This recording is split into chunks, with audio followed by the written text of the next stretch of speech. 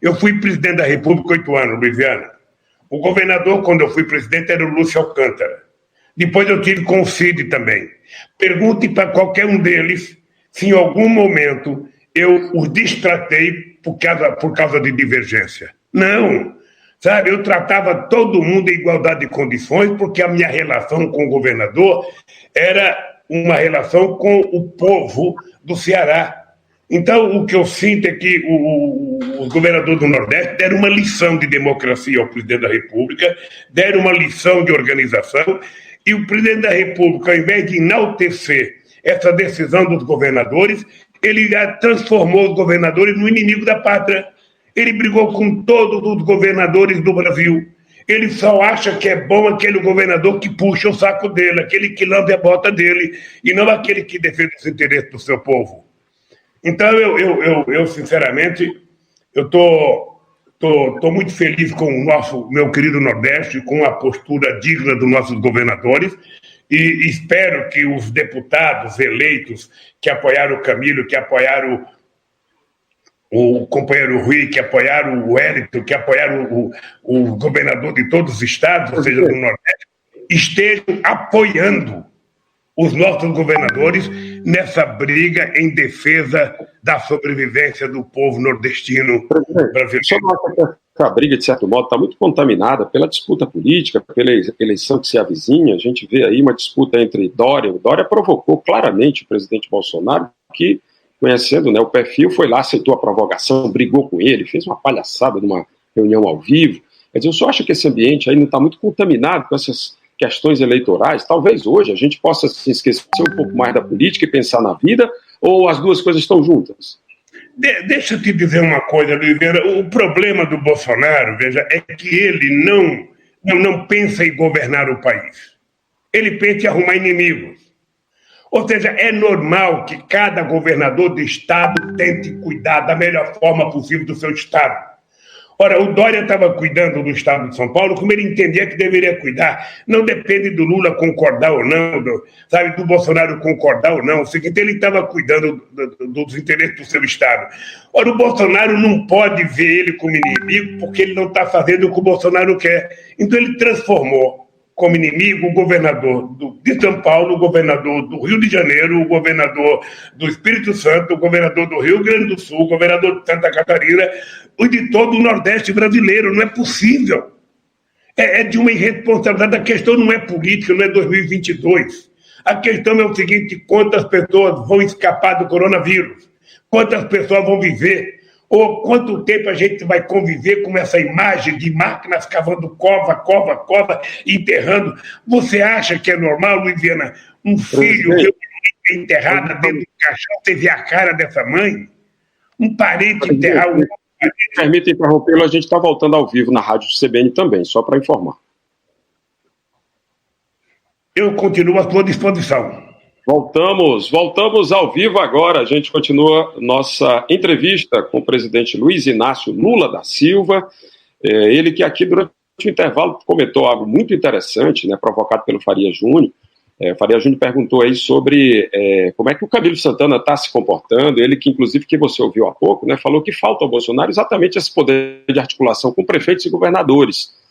Né, pergunto para o senhor como é que fica aí o candidato do PT, como é que o senhor, nessa condição aí, dessa briga entre os governadores e o presidente da República, apareceu o consórcio Nordeste. Aí eu queria que o senhor repetisse aí para os nossos ouvintes, na sua opinião, sobre essa movimentação dos governadores. Olha, eu estava dizendo agora há pouco para o Luiziana que a coisa boa que aconteceu desde que o Collor ganhou as eleições foi o consórcio do Nordeste. Desde que o Bolsonaro ganhou as eleições, foi o consórcio do Nordeste. Ou seja, os governadores do Nordeste se reuniram, viram os problemas que tinham que enfrentar, viram a similaridade dos problemas e resolveram construir um consórcio. Inclusive, agora construir uma comissão científica para cuidar. É muito interessante. E eu estava citando especificamente o Camilo, que tem dado um exemplo de autoridade. O Camilo tem enfrentado muitos problemas no Estado, ele tem enfrentado todos os problemas com muita maturidade. Esse último motim da polícia foi uma provocação, esse tiro ao Cid Gomes, ou seja, e o Camilo não cedeu, não negociou, sabe, o que foi muito importante. E agora, no coronavírus, ele tem sido um dos governadores mais atuantes.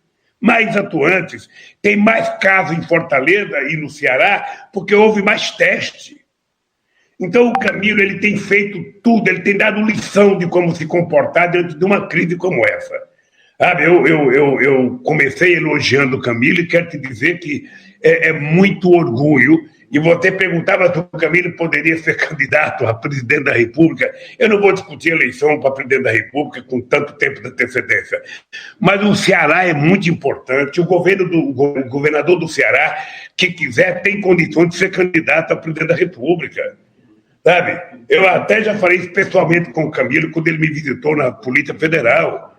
Sabe? Se ele tiver interesse, ele precisa começar a trilhar esse caminho.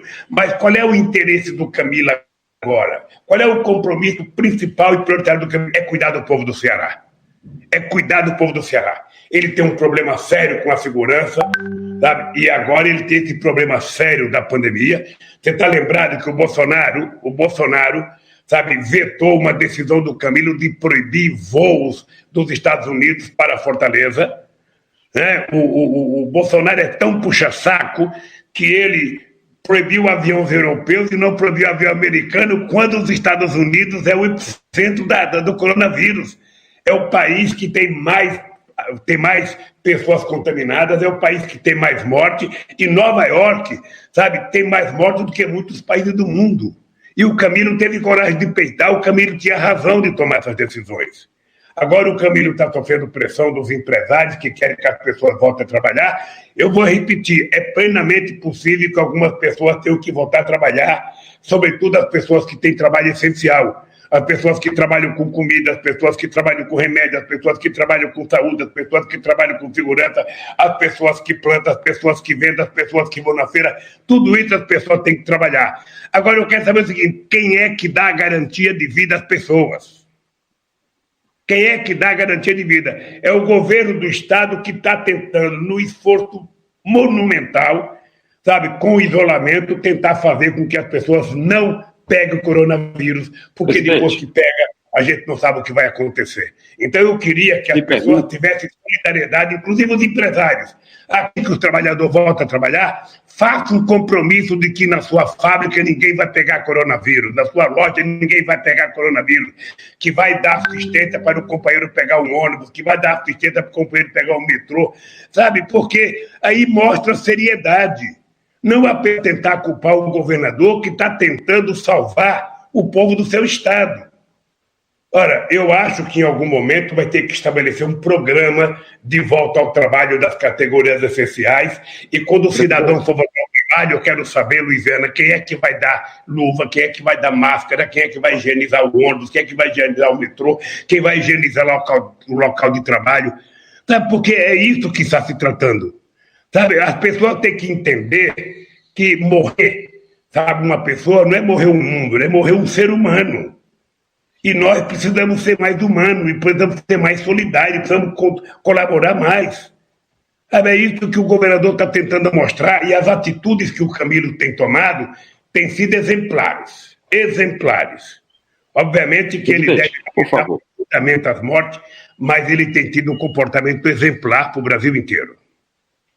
Queria perguntar para o senhor um pouco sobre política, né? Quando o senhor foi solto, criou-se uma expectativa muito grande na política da reunião das esquerdas. Acho que isso, inclusive, de certo modo, motivou uma grande mobilização aí do próprio grupo do Bolsonaro, né, do pessoal mais à direita, mas a gente não assistiu a essa reunião da esquerda. A esquerda, de certo modo, está patinando, né? O papel de Ciro Gomes, por exemplo, é de afastamento total, declarou uma guerra contra o senhor. E aí eu pergunto, qual é a estratégia agora? A esquerda vai defender o fora Bolsonaro? Vai defender o impeachment? Isso não é incoerente? Inclusive o próprio senhor que disse, né, que era golpe naquela ocasião, todo o PT.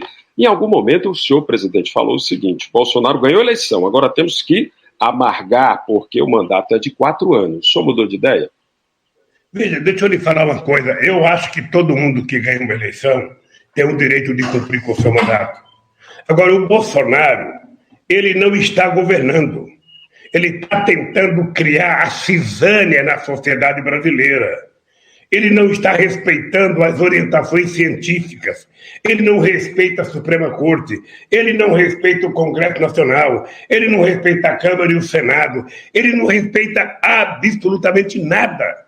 Ele faz tudo, tudo, tudo. Você veja o que disse ontem o ministro das Relações Exteriores sobre a China.